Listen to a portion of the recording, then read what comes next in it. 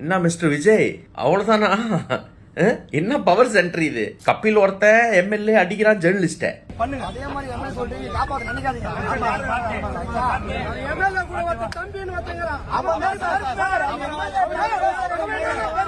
MLA தம்பி எம்எல்ஏவனா? அந்த லட்டு ஜெகதீஸ்வரி என்னன்னா லட்டு கொடுத்ததுக்காக கொலை பண்ணிடுவேங்கிறா.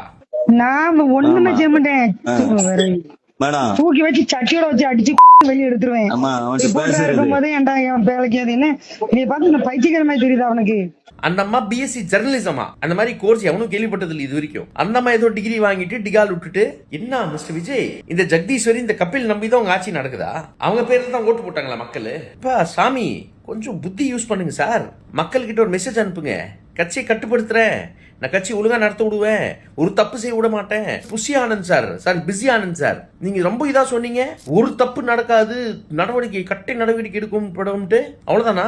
லட்டு ஜெகதீஸ்வரி மேல இந்த கபில் மேல ஷோலிங்கூர் வந்து நான் பெரிய ரவுடி போல இருந்தாலும் அவனும் அவன் தம்பியும் பார்த்து மிஸ்டர் விஜய் இதெல்லாம் சுத்தி உங்களே கடிச்சு போடுவ போகுது.